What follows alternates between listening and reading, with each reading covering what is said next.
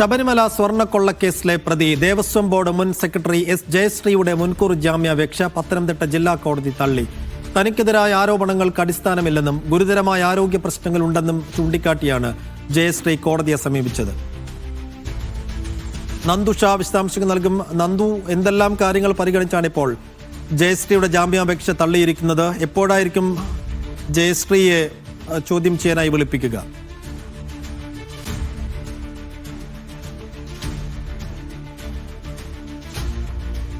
അതേ കാരണങ്ങളൊക്കെ തന്നെയാണ് ഇപ്പോൾ പത്തനംതിട്ട കോടതിയും ജയശ്രീയുടെ മുൻകൂർ ജാമ്യാപേക്ഷ തള്ളാൻ മുൻനിർത്തിയത്.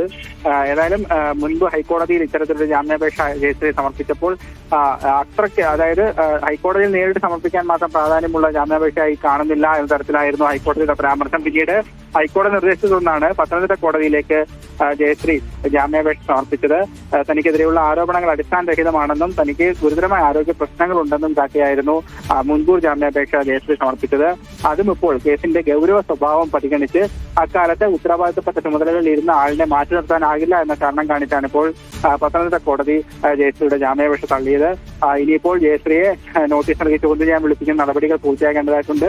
അത് എന്നത്തേക്കാകും എന്നുള്ള കാര്യത്തിൽ ഇനിയും വ്യക്തത വരേണ്ടതായിട്ടുണ്ട്. SIT സംഘം ഏതായാലും ഇപ്പോൾ നിലവിൽ സ്വർണ്ണപ്പാളി കേസുമായി ബന്ധപ്പെട്ട് പ്രതികൾക്ക് വളരെ വേഗം തന്നെ നോട്ടീസ് അയച്ച് എല്ലാവരെയും ചോദ്യം ചെയ്യാൻ വിളിപ്പിക്കുന്നുണ്ട്. അങ്ങനെയാണെങ്കിൽ ജയശ്രീ ഉടൻ തന്നെ ചോദ്യം ചെയ്യലിന് ഹാജരാകാൻ നിർദ്ദേശം നൽകുമെന്നാണ് അറിയാൻ കഴിയുന്നത്.